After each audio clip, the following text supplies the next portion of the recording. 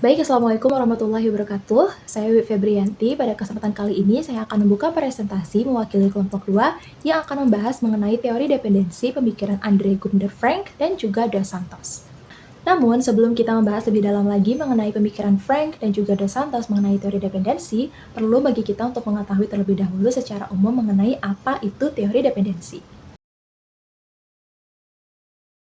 Nah, teori dependensi muncul sebagai respon terhadap kegagalan dari teori modernisasi dalam memajukan negara-negara terbelakang, di mana teori modernisasi menyatakan bahwa kemiskinan dan keterbelakangan dari negara-negara terbelakang tersebut disebabkan oleh faktor internal. Nah, argumen dari teori modernisasi tersebut ditolak oleh teori dependensi yang berargumen bahwa kemiskinan dan juga keterbelakangan dari negara dunia ketiga tersebut tidak hanya disebabkan oleh faktor internal, melainkan faktor eksternal, di mana adanya campur tangan dan juga dominasi dari negara-negara maju atau negara-negara pusat dalam pembangunan negara-negara dunia ketiga. Selanjutnya, kita akan membahas mengenai definisi umum dari teori dependensi.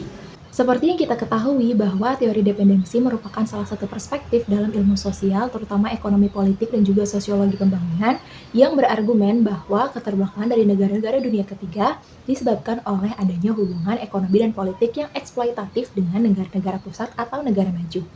Dan juga seperti pengantar sebelumnya, teori dependensi ini muncul sebagai kritik terhadap teori modernisasi yang muncul pada tahun 1950-an hingga 1960-an. Tentunya terdapat peristiwa yang melatar belakangi mengapa teori dependensi ini muncul. Berdasarkan historinya, teori dependensi ini muncul akibat dari kegagalan program yang dibuat oleh PBB atau UN, yaitu program UNECLA atau United Nations Economic Commissions for Latin America pada tahun 1960-an, yang mana pada saat itu mereka mengadopsi teori modernisasi ala Eropa namun pada akhirnya gagal. Dan juga teori dependensi ini muncul sebagai respon terhadap pemikiran Marxis klasik tentang pembangunan negara maju versus negara berkembang. Sehingga karena pengaruh pemikiran Marxis, teori dependensi ini juga sering disebut sebagai neo-Marxisme yang menekankan pada ketimpangan kapitalis global yang menyebabkan negara berkembang itu bergantung pada negara maju. Meskipun kedua teori ini dianggap sama, tetapi mereka tetap memiliki perbedaan. Nah, perbedaannya itu terletak pada jika Marxisme yang dilahirkan oleh Karl Marx ini menyatakan bahwa pada nantinya di masa depan, kapitalisme itu ketika mencapai titik jenuhnya, maka masyarakat itu akan bertransformasi menjadi negara atau masyarakat sosialis dunia. Namun sebelum itu terdapat beberapa tahapan yang harus dihadapi terlebih dahulu. Lalu titik tolak dari pemikiran Karl Marx ini muncul ketika adanya kenyataan bahwa masyarakat Eropa yang awalnya feodal kemudian bertransformasi secara alamiah menjadi negara kapitalis. Lalu melalui imperialisme, kapitalisme menyebar dan mengakibatkan negara-negara menjadi negara kapitalis yang maju. Baru setelah itu negara sosialis dunia akan terwujud. Namun berbeda dengan pemikiran Karl Marx, para penganut teori dependensi menyatakan bahwa pemikiran Karl Marx ini benar hanya sampai pada tahap imperialisme saja. Para penganut teori dependensi ini menyatakan bahwa negara di luar Eropa yang sudah terdampak oleh kapitalisme justru semakin terbelakang. Yang dimana pada akhirnya kapitalisme ini hanya menghasilkan dua negara saja, yaitu negara berkembang dan juga negara maju. Lalu pada perkembangannya, teori dependensi juga terus mengalami perubahan dan juga setelah dikritik oleh kaum liberal, teori dependensi juga mengalami penyempurnaan yang mana di baliknya juga terdapat tokoh-tokoh yang berkontribusi dalam proses penyempurnaan teori dependensi tersebut. Seperti adanya tokoh Andre Gunder Frank dan juga Dos Santos yang nanti akan dijelaskan oleh teman-teman dari kelompok 2 selanjutnya. Kalian pernah kepikiran nggak kenapa kira-kira di dunia ini ada negara yang terus maju, sementara di bagian dunia lainnya ada negara berkembang yang tetap tertinggal? Apakah kemudian negara berkembang tersebut memang sejak awal tertinggal dan miskin, atau ada sistem yang membuat mereka kemudian susah untuk berkembang? Nah, untuk menjawab pertanyaan tersebut, di sini saya Amelia Rani akan menjelaskan tentang teori ketergantungan dalam pemikiran Andre Gunder Frank. Selain itu, saya juga akan menguraikan 3 poin penting yang merupakan inti dari pemikirannya dalam teori keterbelakangan pembangunan atau development of underdevelopment. Nah, 3 poin utama tersebut berupa yang pertama, konsep pembangunan keterbelakangan atau development of underdevelopment. Yang kedua, hubungan antara negara maju atau inti yang biasanya disebut dengan core dan negara berkembang atau tertinggal yang biasanya disebut dengan periphery. Yang ketiga, peran kolonialisme dan imperialisme dalam menciptakan ketergantungan. Tapi, sebelum saya masuk ke pembahasannya, saya akan mengenalkan terlebih dahulu secara singkat siapa itu Andre Gunther Frank. So basically, Andre Gunther Frank adalah seorang pemikir yang meneliti mengapa negara-negara berkembang tetap mengalami keterbelakangan dan miskin meskipun mereka telah berusaha untuk membangun ekonominya. Nah, menurut Frank, keterbelakangan yang dialami oleh negara-negara berkembang bukan terjadi secara kebetulan saja, melainkan akibat dari sistem ekonomi global yang hanya menguntungkan negara maju dan membuat negara berkembang terus bergantung. Selain itu, Frank juga turut mengkritik teori modernisasi yang mengatakan bahwa negara berkembang akan sukses apabila meniru negara maju, seperti dengan menggunakan teknologi yang canggih dan menerapkan kebijakan ekonomi yang sama. Namun, Frank berpendapat bahwa teori ini tidak mempertimbangkan kenyataan bahwa negara berkembang telah terperangkap dalam sistem ekonomi global yang tidak adil. Bagi Frank, negara berkembang tetap miskin bukan karena mereka tidak berusaha, tetapi karena negara maju terus memanfaatkan negara berkembang untuk kepentingan dirinya sendiri. Selain itu, negara berkembang juga sulit mandiri karena mereka dalam posisi yang lemah dalam sistem ekonomi global. Sementara di sisi lain, negara maju akan semakin kaya. Nah, hal inilah yang kemudian disebut sebagai pembangunan keterbelakangan atau development of underdevelopment. Nah, terkait dengan 3 poin utama dalam teori ketergantungan menurut Andre Gunther Frank yang sebelumnya telah saya sebutkan, terutama mengenai konsep pembangunan keterbelakangan atau development of underdevelopment. Dikatakan bahwa banyak orang berpikir keterbelakangan yang dialami oleh negara berkembang seringkali disebabkan oleh faktor internal seperti kurangnya teknologi, pendidikan yang cenderung rendah, atau bahkan sistem pemerintahan yang tidak efisien. Namun, Frank menolak pandangan ini dan menjelaskan bahwa keterbelakangan yang dialami oleh negara berkembang adalah hasil dari hubungan ekonomi yang telah berlangsung selama berabad-abad antara negara maju dan juga negara berkembang. Negara berkembang tidak tertinggal karena mereka gagal membangun diri, tetapi karena mereka terus dimanfaatkan oleh negara maju untuk menjadi lebih kaya. Karena dalam sistem ekonomi global, negara maju menciptakan kondisi yang membuat negara berkembang akan tetap bergantung. Negara berkembang sering hanya menjadi penghasil bahan mentah seperti karet, kopi, atau bahkan minyak yang kemudian dijual ke negara maju dengan harga murah. Negara maju kemudian mengolah bahan-bahan mentah tersebut menjadi produk jadi dan menjualnya kembali dengan harga yang lebih tinggi ke negara berkembang. Inilah kemudian yang membuat negara berkembang tetap dalam posisi ekonomi yang lemah. Selain itu, negara berkembang seringkali harus meminjam uang dari negara maju atau bahkan lembaga keuangan internasional seperti Bank Dunia dan International Monetary Fund atau IMF. Pinjaman ini biasanya datang dilengkapi dengan syarat yang hanya menguntungkan negara maju saja, seperti kewajiban untuk membuka pasar untuk perusahaan asing atau mengurangi peran pemerintah dalam ekonomi. Akibatnya, negara berkembang semakin sulit untuk tumbuh secara mandiri. Frank juga menegaskan bahwa keterbelakangan yang dialami oleh negara berkembang adalah hasil dari sejarah panjang eksploitasi dan ketidakadilan sistem ekonomi global. Selanjutnya, untuk memahami bagaimana eksploitasi ini terjadi, Frank menggunakan konsep yang berkaitan dengan hubungan antara negara inti atau yang biasanya disebut sebagai core dan negara pinggiran atau yang biasanya disebut sebagai periphery. So basically, negara inti atau core adalah negara maju yang memiliki industri kuat, teknologi yang canggih, dan memiliki banyak modal. Nah, negara ini menguasai perdagangan dunia dan menentukan aturan ekonomi global. Contohnya seperti Amerika Serikat, Jerman, Prancis, China, dan juga Jepang. Kemudian negara pinggiran atau yang disebut sebagai periphery merupakan negara berkembang yang menjadi penghasil bahan mentah dan tenaga kerja murah untuk negara maju. Negara ini bergantung pada ekspor bahan mentah dan seringkali membutuhkan bantuan finansial dari negara maju atau core.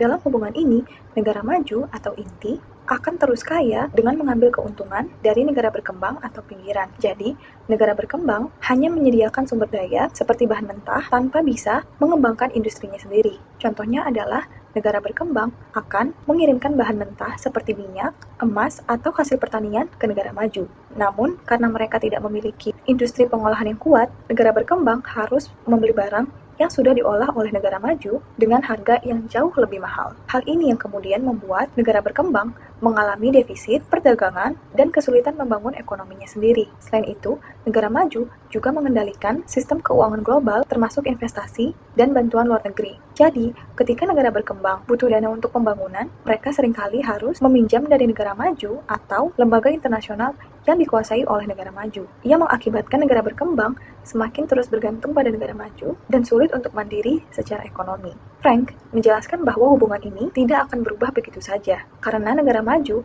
memiliki kepentingan untuk tetap menguasai. Oleh karena itu, negara berkembang harus mencari cara untuk keluar dari ketergantungan ini agar bisa membangun ekonomi yang lebih mandiri. Selain itu, Frank juga menyoroti bagaimana peran kolonialisme dan imperialisme dalam menciptakan kondisi yang membuat negara berkembang tetap bergantung pada negara maju hingga saat ini. Yang pertama adalah kolonialisme dan eksploitasi sumber daya. Jadi, pada masa kolonial atau penjajahan, negara-negara Eropa seperti Inggris, Spanyol menguasai banyak wilayah di Asia, Afrika, dan juga Amerika Latin. Mereka tidak hanya menguasai pemerintahan, tetapi juga mengontrol sumber daya alam dan tenaga kerja dengan cara penduduk lokal yang dipaksa untuk bekerja di perkebunan atau tambang, dan hasilnya akan dikirim ke negara penjajah. Selain itu, negara kolonial juga merusak ekonomi lokal dan mengganti sistem pertanian tradisional dengan perkebunan pasar yang hanya menguntungkan mereka. Misalnya, di banyak negara Afrika, penduduk dipaksa untuk menanam kapas atau kopi bukan untuk kebutuhan mereka sendiri, tetapi untuk diekspor ke Eropa. Akibatnya, setelah merdeka, negara-negara ini tetap bergantung pada ekspor bahan mentah dan sulit untuk membangun industri mereka sendiri. Selanjutnya adalah mengenai imperialisme modern dan ketergantungan ekonomi.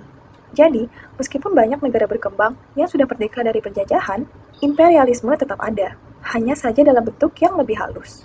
Nah, negara maju menggunakan kekuatan ekonomi mereka untuk mengendalikan negara berkembang lewat perdagangan, investasi, dan juga pinjaman. Salah satu cara imperialisme modern bekerja adalah melalui perusahaan-perusahaan besar dari negara maju. Nah, perusahaan-perusahaan ini sering masuk ke negara berkembang untuk mengambil sumber daya alam dan memanfaatkan tenaga kerja murah. Namun, keuntungan dari bisnis ini tetap akan mengalir ke negara asal perusahaan, bukan ke negara tempat mereka beroperasi. Selain itu, negara berkembang seringkali dipaksa untuk mengikuti kebijakan ekonomi yang lebih menguntungkan negara maju. Misalnya, mereka harus membuka pasar mereka untuk barang dan jasa dari negara maju, yang membuat industri lokal sulit untuk berkembang. Mereka juga harus mengikuti kebijakan ekonomi yang ditentukan oleh lembaga keuangan internasional yang dikuasai oleh negara maju. Selanjutnya, saya akan menjelaskan tentang pemikiran Dos Santos. Yang pertama adalah definisi ketergantungan menurut Dos Santos. Dos Santos dikenal sebagai salah satu pelopor teori ketergantungan, yaitu suatu kerangka yang mengkritik model pembangunan tradisional dengan berargumen bahwa pertumbuhan negara-negara yang tergantung sangat dipengaruhi oleh pertumbuhan negara-negara dominan. Menurutnya, ketergantungan terjadi ketika perkembangan suatu kelompok negara bergantung pada ekspansi negara lain, sehingga terjadi pertukaran yang tidak setara yang terus memperburuk kondisi negara-negara tersebut. Dos Santos mengartikan ketergantungan sebagai hubungan struktural di mana negara-negara berkembang terikat dalam sistem ekonomi yang didominasi oleh negara-negara industri yang kuat dan mendominasi. Menurutnya, ketergantungan tidak hanya berkaitan dengan pertukaran yang tidak seimbang dalam perdagangan internasional, tetapi juga tentang keterbatasan jangka panjang yang dikenakan pada ekonomi domestik negara-negara berkembang. Hubungan ini menciptakan ketidakseimbangan di mana kebijakan ekonomi, keputusan investasi, dan kemajuan teknologi itu lebih banyak ditentukan oleh negara-negara maju daripada oleh prioritas dan potensi pertumbuhan mandiri negara-negara berkembang. Lalu, ada jenis-jenis ketergantungan menurut Dos Santos. Yang pertama adalah ketergantungan kolonial. Bentuk ketergantungan ini berasal dari pengalaman sejarah kolonialisme, di mana walaupun masa pemerintahan kolonial telah berakhir, warisan struktur ekonomi kolonial masih bertahan. Negara bekas jajahan seringkali terjebak dalam hubungan ekonomi yang menguntungkan negara penjajah atau negara maju lainnya. Hubungan ini cenderung mengutamakan ekstraksi produk primer dan pemeliharaan pasar untuk barang jadi yang diproduksi oleh negara-negara maju, sehingga menghambat perkembangan ekonomi yang terdiversifikasi dan mandiri. Selanjutnya ada ketergantungan finansial industri. Ketergantungan ini berkaitan dengan sektor keuangan dan industri negara-negara berkembang, di mana negara-negara berkembang seringkali bergantung pada pinjaman luar negeri dan investasi asing untuk menggerakkan sektor industrinya. Namun, Bantuan tersebut biasanya datang dengan syarat-syarat yang menguntungkan kepentingan perusahaan multinasional atau negara maju. Akibatnya, industri dalam negeri bisa dibentuk atau bahkan dibatasi oleh pihak luar, sehingga basis industri domestik menjadi tidak kuat, tidak inovatif, atau mampu memenuhi kepentingan nasional tanpa dukungan eksternal. Selanjutnya adalah ketergantungan teknologi, di mana ketergantungan teknologi ini terjadi ketika negara-negara berkembang itu mengandalkan inovasi, pengetahuan, dan teknologi yang dimiliki oleh negara maju. Tanpa kemampuan untuk menghasilkan atau mengendalikan teknologi secara mandiri, negara-negara ini akan terus tertinggal dalam persaingan teknologi secara global. Ketidakmampuan untuk mandiri dalam hal teknologi tidak hanya membatasi produktivitasnya, tetapi juga membuat negara berkembang harus terus melakukan impor dari luar negeri untuk teknologi, sehingga hal ini semakin memperparah tingkat ketergantungan negara tersebut. Selanjutnya adalah dampak ketergantungan menurut Dos Santos dalam kaitannya dengan pembangunan ekonomi di negara berkembang. Yang pertama adalah sulitnya membuat kebijakan sendiri. Karena negara-negara berkembang terikat secara struktural oleh aturan dan kepentingan negara-negara maju, kemampuan mereka untuk merancang dan menerapkan kebijakan ekonomi yang mandiri menjadi terbatas. Hal ini mengurangi kemampuan mereka untuk mengalihkan sumber daya atau berinvestasi di sektor-sektor yang memutus siklus keterbelakangan tersebut. Yang kedua adalah ekonomi yang tidak stabil dan mudah terguncang. Sifat ketergantungan yang terus-menerus seringkali menghasilkan ekonomi yang terlalu terspesialisasi dan rentan. Ketergantungan pada ekspor produk tertentu, yang ini biasanya komoditas primer, di mana negara-negara berkembang biasanya hanya mengandalkan satu atau dua jenis produk ekspor, seperti minyak, kopi, atau karet. Jika harga produk ini turun di pasar global, maka ekonomi mereka langsung terkena dampaknya. Yang ketiga adalah sulitnya berkembang dalam teknologi dan industri. Dengan adanya ketergantungan industri domestik akan tetap menggunakan metode produksi yang sudah ketinggalan zaman. Kurangnya basis teknologi yang kuat menghambat kemampuan negara-negara ini untuk naik ke rantai nilai yang lebih tinggi dan mengembangkan industri yang kompetitif secara global. Yang keempat adalah kesenjangannya dengan negara maju yang semakin melebar, di mana ketergantungan dengan berbagai bentuknya membuat negara maju terus memperoleh sebagian besar keuntungan, sementara negara berkembang itu tetap berada dalam posisi yang lemah secara ekonomi.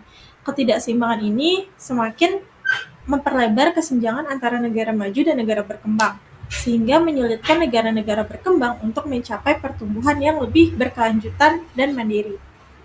Jadi kesimpulannya dari pemikiran Dos Santos ini adalah ketergantungan menurut Dos Santos itu menunjukkan bagaimana sih negara berkembang terus terikat pada sistem ekonomi global yang menguntungkan negara maju.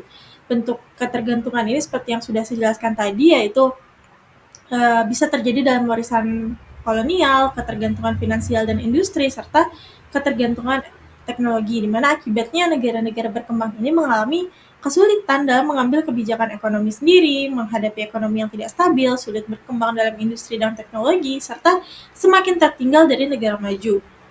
Jadi, untuk keluar dari siklus ini, negara berkembang itu perlu membangun ekonomi yang lebih mandiri nih dengan memperkuat industri lokal, investasi, dan teknologi.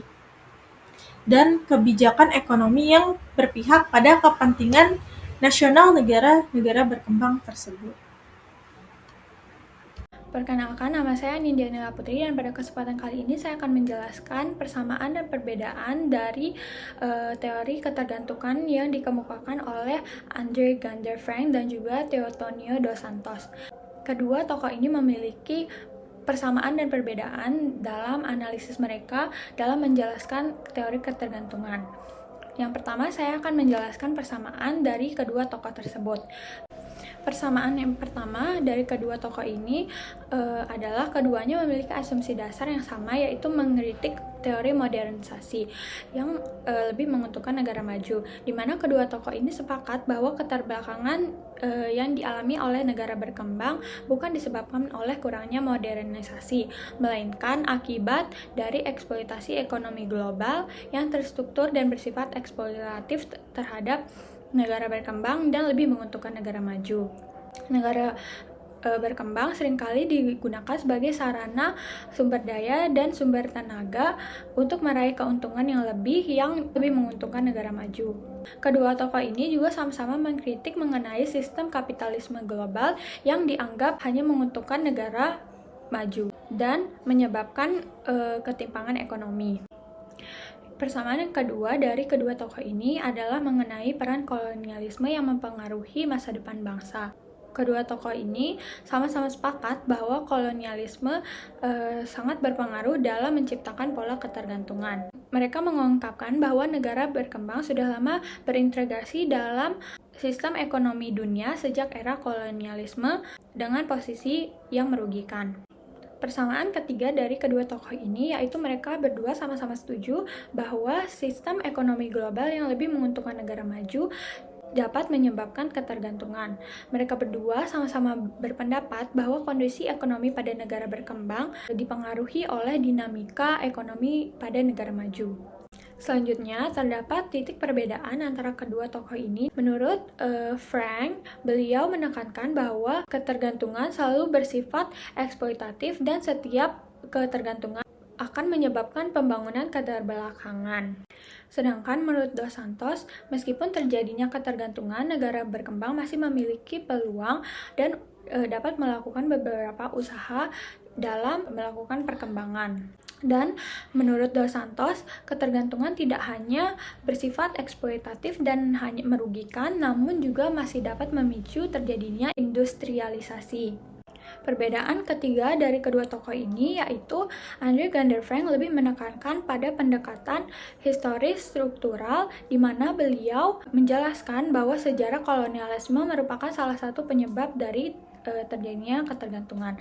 Sedangkan menurut Dos Santos, beliau lebih menekankan pada pendekatan sistematik dan kontemporer dengan konsep new dependensinya, di mana dia menjelaskan penyebab terjadinya ketergantungan bukan hanya dari kolonialisme sendiri, tapi beliau juga tetap mempercayai bahwa kolonialisme merupakan salah satu hal yang menyebabkan terjadinya ketergantungan, namun beliau lebih menyoroti faktor-faktor lain yang lebih relevan dalam era modern seperti ketergantungan negara berkembang terkait modal asing dan ketergantungan teknologi. Baik, sebelum melanjutkan ke materi berikutnya, di sini saya Cindy Reza Kamal akan menjelaskan mengenai pengantar kritik terhadap teori ketergantungan. Teori ketergantungan adalah sebuah pemikiran dalam hubungan internasional dan ekonomi politik yang menjelaskan mengapa negara-negara berkembang sulit berkembang dan selalu tertinggal oleh negara-negara maju. Teori ini muncul pada tahun 1960-an dan 1970-an, terutama di Amerika Latin sebagai bentuk kritik terhadap teori modernisasi yang beranggapan bahwa semua negara bisa berkembang jika mengikuti cara-cara negara barat. Mengapa teori ini dikritik? Teori ketergantungan dikritik karena beberapa alasan utama. Salah satu alasannya adalah bahwa teori ini terlalu pesimis dan menganggap negara berkembang tidak punya jalan keluar dari kemiskinan. Teori ini berpendapat bahwa negara berkembang akan terus dieksploitasi oleh negara maju dalam sistem ekonomi global. Para kritikus berpendapat bahwa teori ini mengabaikan kemungkinan negara berkembang untuk bangkit dan menentukan masa depannya sendiri. Kenyataannya, ada negara seperti Korea Selatan dan Singapura yang berhasil keluar dari ketergantungan dan menjadi negara maju dengan menerapkan strategi ekonomi yang tepat. Teori ini juga dikritik karena tidak terlalu memperhitungkan masalah internal dalam negara berkembang. Banyak negara yang justru mengalami kesulitan ekonomi akibat korupsi, pemerintahan yang buruk, atau kebijakan ekonomi yang salah. Sebagai respons, muncullah teori pasca ketergantungan atau teori post-dependency yang lebih fleksibel dan menekankan bahwa negara berkembang masih bisa beradaptasi dan maju dalam sistem global. Misalnya Cina yang awalnya bergantung pada investasi asing, kini menjadi kekuatan ekonomi dunia dengan membangun industrinya sendiri. Baik, di sini saya akan melanjutkan materi yang telah dibahas oleh Cindy sebelumnya, yaitu kritik akan teori dependensi atau teori ketergantungan. Nah, teori dependensi ini memiliki beberapa kritik. Yang pertama adalah teori ketergantungan ini mengabaikan pengaruh kolonialisme dalam membentuk struktur negara berkembang. Nah, yang kedua, teori ketergantungan ini dianggap terlalu deterministik, tidak memberi ruang bagi perubahan internal. Maksudnya itu, teori ini dianggap bahwa negara berkembang itu tidak akan pernah lepas dari ketergantungan terhadap negara maju. Padahal nyatanya nggak seperti itu. Negara-negara berkembang banyak yang lepas dari ketergantungan ketergantungan akan negara-negara maju. Kritik yang ketiga adalah bahwasannya teori ketergantungan ini terlalu fokus pada faktor eksternal, yaitu eksploitasi negara maju, dan mengabaikan masalah internal seperti korupsi, kebijakan yang buruk, dan lain sebagainya. Pemerintahan yang buruk cenderung membuat suatu negara itu makin ketergantungan dengan negara-negara maju. Kritik yang keempat yaitu tidak mempertimbangkan peluang dari globalisasi, yaitu akses pasar, teknologi, dan investasi. Padahal globalisasi tersebut dapat memberikan peluang bagi negara-negara berkembang untuk lepas dari ketergantungannya terhadap negara maju. Terus yang terakhir adalah mengeneralisasikan negara berkembang sebagai homogen, padahal konteks setiap negara berbeda. Jadi tiap negara berkembang itu alasan akan ketergantungannya itu berbeda-beda, jadi tidak bisa disamaratakan gitu negara A dengan negara B sama-sama bergantung dengan negara maju karena misalnya A, padahal tidak bisa disamaratakan seperti itu. Baik, materi selanjutnya ialah teori pasca ketergantungan atau post-dependensi. Nah, teori post-dependensi sendiri muncul sebagai reaksi atau kritik akan teori ketergantungan yang dianggap gagal menjelaskan gejala pembangunan di dunia ketiga atau third world country. Adapun teori-teori yang muncul sebagai reaksi akan penolakan atau kritik akan teori ketergantungan antara lain adalah pertama, teori artikulasi. Teori artikulasi ini berpendapat bahwasanya keterbelakangan produksi di negara-negara dunia ketiga atau negara-negara berkembang itu terjadi karena kapitalisme tidak berjalan dengan baik di negara-negara tersebut. Hal itu disebabkan oleh adanya campuran cara-cara produksi yang berbeda di negara berkembang. Teori ini berbeda dengan teori ketergantungan yang menganggap bahwa kapitalisme di negara berkembang berbeda dengan negara maju. Menurut teori ini, masalahnya bukan karena kapitalisme di negara berkembang berbeda, tapi karena kapitalisme tidak bisa berkembang dengan baik karena terhambat oleh cara produksi yang lain yang ada di negara berkembang tersebut. Teori selanjutnya dari teori pasca ketergantungan atau post-dependensi ialah teori sistem dunia yang dikembangkan oleh Immanuel Wallerstein. Teori sistem dunia yang dikembangkan oleh Immanuel Wallerstein itu dia mengkritik teori modernisasi dan teori ketergantungan. Teori ini menyatakan bahwasanya posisi negara dalam dunia itu bisa berubah, jadi nggak selamanya negara maju bisa menjadi negara maju dan tidak selamanya pula negara berkembang selamanya akan menjadi negara berkembang. Mereka bisa lepas dari status tersebut. Teori ini juga berpendapat bahwasanya sistem dunia itu terbagi dalam pembagian yang lebih kompleks, yaitu tidak hanya mencakup negara berkembang dan negara maju saja, tapi ada mencakup 3 hal. Yang pertama ada core atau inti, yaitu negara maju dengan ekonomi yang kuat dan teknologi yang canggih. Yang kedua adalah semi periphery, yaitu negara yang memiliki sebagian kekuatan ekonomi, tapi masih juga tetap bergantung dengan negara-negara maju. Nah, yang terakhir ada periphery, yaitu negara yang bergantung pada negara inti atau negara maju, yang kemudian seringkali menjadi sumber daya alam dan tenaga kerja yang murah seperti negara-negara berkembang pada umumnya. Nah, menurut teori sistem kelas dunia, ada beberapa strategi untuk meningkatkan kelas suatu negara, yaitu pertama, negara harus berani mengurangi ketergantungan pada negara maju dengan memproduksi barang-barang sendiri. Nah, yang kedua, negara berkembang perlu menggandeng perusahaan multinasional atau transnasional dan pengusaha lokal. Yang ketiga, negara harus memandirikan perekonomian negaranya sendiri seperti menerapkan politik dumping atau proteksi produk dalam negeri. Teori selanjutnya dalam teori pasca ketergantungan ialah teori Bill Warren. Nah, teori ini berfokus pada kritik terhadap pandangan bahwasanya negara-negara berkembang tuh selalu terbelakang karena ketergantungan pada negara maju.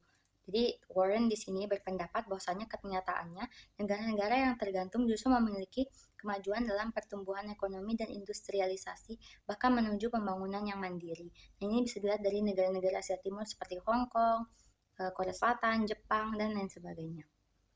Baik, materi selanjutnya adalah solusi atas ketergantungan negara-negara berkembang menurut teori pasca ketergantungan. Jadi, teori pasca ketergantungan atau post dependensi tidak hanya menawarkan atau menjelaskan mengenai faktor terjadinya ketergantungan negara-negara berkembang, tapi juga memberikan solusi atas permasalahan tersebut. Yang pertama ialah mengubah struktur ekonomi. Jadi, negara berkembang itu perlu mengubah struktur ekonomi, meningkatkan kapasitas industri domestik, dan mengembangkan sektor-sektor baru yang lebih menguntungkan untuk mengatasi ketergantungan negara tersebut.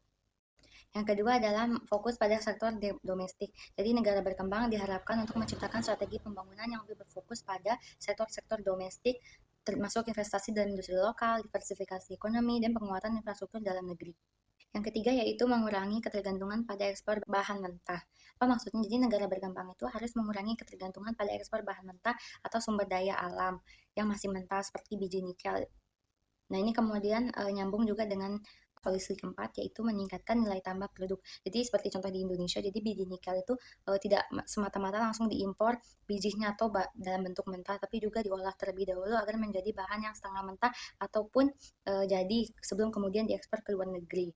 Hal tersebut guna untuk meningkatkan nilai tambah atau nilai guna dari barang tersebut dan meningkatkan keuntungan yang didapat dari negara pengekspor, yaitu negara berkembang. Nah, yang terakhir adalah mencari pasar baru dan kerjasama regional. Jadi, meskipun ketergantungan pada negara maju tetap ada, negara berkembang itu dianggap harus bekerja untuk mengurangi ketergantungan ini dengan cara mencari pasar baru, dengan memperkuat kerjasama regional, dan menjalin hubungan ekonomi dengan negara-negara non-barat yang maju tersebut. Cukup sekian pembahasan mengenai teori pasca ketergantungan atau post-dependency dan solusi yang diberikan atas ketergantungan tersebut. Saya Tiara mundur diri. Sekarang kita akan masuk ke perbandingan teori ketergantungan dan teori pasca ketergantungan. Yang pertama, perbedaan dalam pendekatan dan kesimpulan.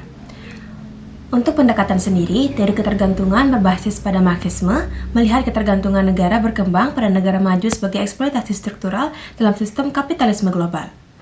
Lalu untuk teori pasca ketergantungan, lebih fleksibel, melihat ketergantungan sebagai hubungan yang kompleks dan dinamis, bukan hanya eksploitasi satu arah. Untuk fokus sendiri, teori ketergantungan menekankan hubungan dominasi antara pusat atau negara maju dan pinggiran atau negara berkembang. Dan untuk teori pasca ketergantungan, fokusnya itu mengakui adanya agensi negara berkembang dalam mengelola hubungan global termasuk adaptasi terhadap kapitalisme global.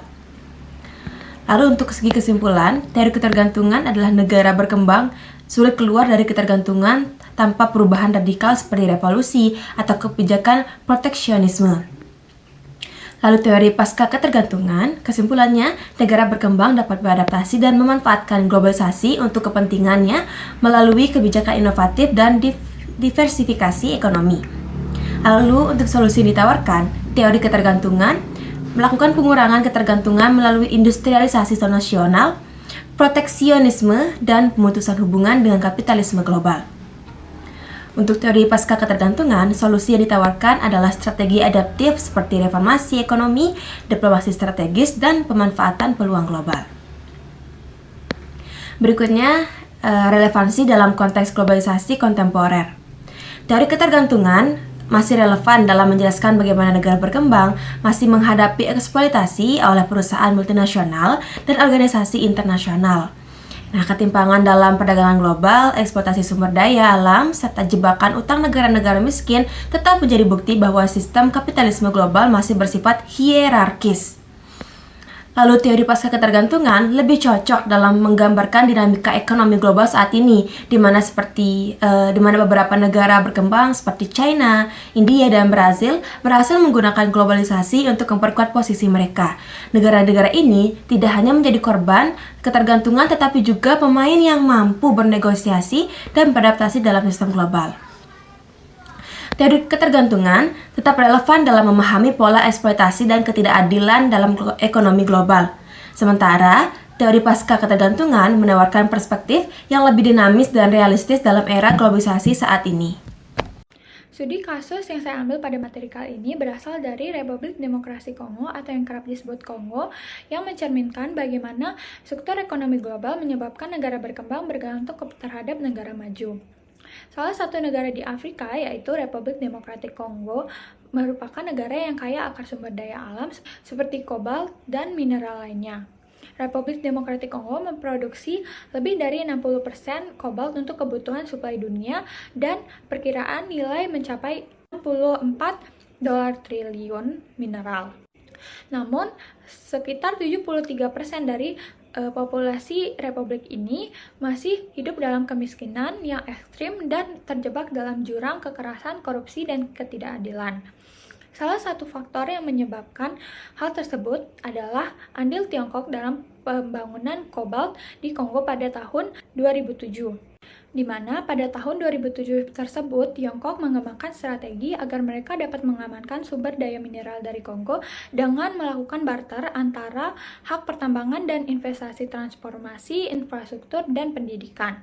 Akhirnya didirikanlah perusahaan yang dinamakan Congo Dongfang Mining atau yang disingkat CDM, yang merupakan anak dari perusahaan Huayu Cobalt yang berpusat di China. Perusahaan ini memperkerjakan rakyat Kongo dari semua kalangan, termasuk perempuan dan anak-anak. Mereka diperlakukan secara eksploitatif seperti digaji hanya $2 setelah bekerja selama 12 jam non-stop, ditambah kobalt merupakan unsur yang berbahaya. Peristiwa ini mencerminkan bagaimana struktur ekonomi global menyebabkan negara berkembang bergantung pada negara maju. Dengan terlibatnya China di Afrika, pertumbuhan ekonomi per kapita di Afrika meningkat lebih cepat, yang dari awalnya 0,6% per tahun pada tahun 1990-an menjadi 2,8% pada tahun 2000-an. China juga menawarkan investasi serta pinjaman dana untuk pembangunan infrastruktur. Untuk negara berkembang seperti Demokratik Kongo, investasi asing seperti ini bersifat sangat menguntungkan, namun dapat menciptakan ketergantungan struktural untuk negara berkembang seperti Kongo. Studi kasus ini mencerminkan pandangan Frank dan Dos Santos mengenai keterbelakangan negara berkembang bukan disebabkan oleh kurangnya modernisasi, melainkan akibat dari eksploitasi ekonomi global yang terstruktur dan bersifat eksploitatif dan lebih menguntungkan negara maju. Baik, berikutnya saya akan menjelaskan mengenai relevansi teori ketergantungan dan kritiknya di era modern. Nah, di zaman sekarang, teori ketergantungan masih bisa digunakan untuk melihat ketimpangan ekonomi global. Globalisasi telah mengubah cara kerja ekonomi dunia, namun kesenjangan antara negara maju dan negara berkembang masih sangat terlihat jelas. Banyak negara berkembang masih bergantung pada investasi asing, ekspor bahan mentah, dan pinjaman seperti lembaga IMF dan Bank Dunia. Hal ini sesuai dengan teori ketergantungan yang menjelaskan bahwa negara berkembang seringkali berhadapan dalam posisi yang tidak menguntungkan dalam sistem ekonomi global. Namun, ada juga bukti bahwa teori ini tidak selalu benar. Tidak semua negara berkembang terjebak dalam ketergantungan, terutama jika mereka menerapkan kebijakan ekonomi yang baik. Beberapa negara seperti China, India, dan beberapa negara di Asia Tenggara telah berhasil membangun industri sendiri dan mengurangi ketergantungan mereka terhadap negara-negara maju. Kemajuan teknologi dan ekonomi digital juga memberikan kesempatan bagi negara berkembang untuk bersaing di pasar global tanpa harus bergantung pada negara maju dari sisi kebijakan. Nah, dari pembahasan-pembahasan yang tadi dapat kita simpulkan bahwa teori ketergantungan menjelaskan bagaimana negara-negara berkembang tetap berada dalam posisi subordinat dalam sistem ekonomi global. Ketertinggalan mereka bukan karena hanya faktor internal, tetapi juga akibat eksploitasi yang dilakukan oleh negara-negara maju melalui perdagangan, investasi, dan kontrol atas teknologi. Namun, teori ini juga memiliki keterbatasan. Salah satunya adalah kecenderungannya yang terlalu deterministik, seolah-olah negara berkembang tidak memiliki peluang besar untuk keluar dari ketergantungan. Padahal jika kita lihat, ada beberapa negara seperti di kawasan Asia Timur yang berhasil membuktikan bahwa dengan kebijakan yang tepat, mereka bisa berkembang dan bahkan menjadi pemain penting dalam ekonomi global. Sekian, terima kasih.